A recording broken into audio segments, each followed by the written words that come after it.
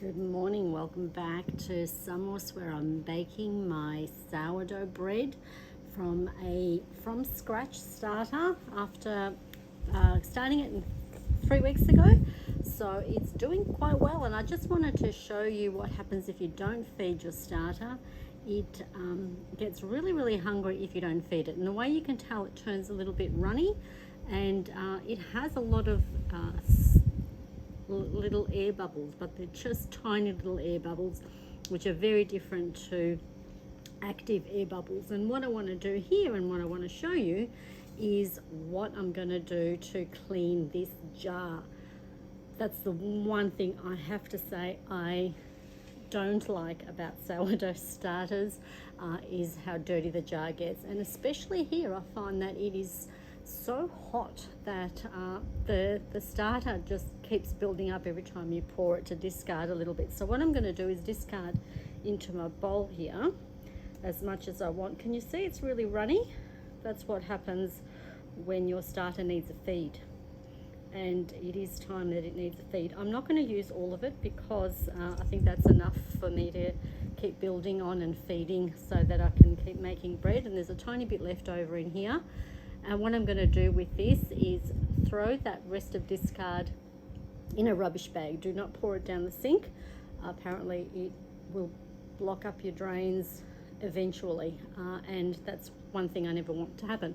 So yeah, I just throw this away in the bin, the discard, and I will soak that jar really well. So I'll show you how I do that, just to get rid of all the dry starter that's built up on the top of my jar. So all I'm going to do here is feed this starter, and I will just put a cloth over the top and let it do its thing in here whilst I clean my jar and pop it back into my jar.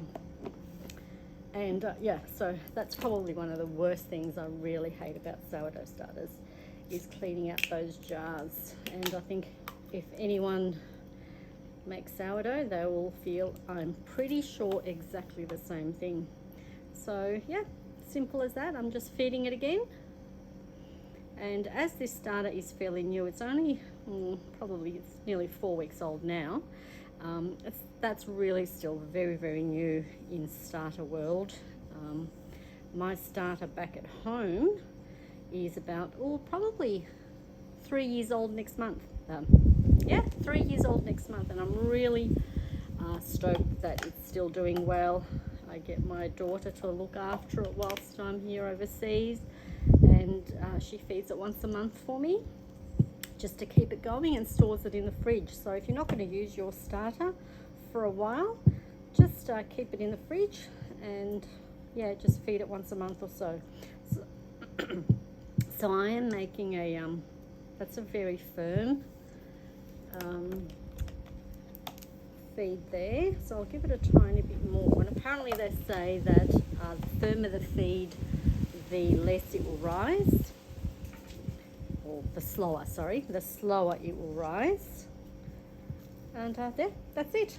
So I'll keep that there, let it do its thing, and I will go and soak some boiling hot water in this jar and let it do its thing. And to tell you what I do, after I've soaked it in some really hot water, I fill the jar with water. I grab a bowl of some sort that will fit the diameter of the top, and I put the bowl over the jar, and I flip the whole thing over and let that sit overnight. To be honest, I do it for overnight, and that will get rid of all that's stuck on the bottom of the top of your jar, and then you give it a good scrub.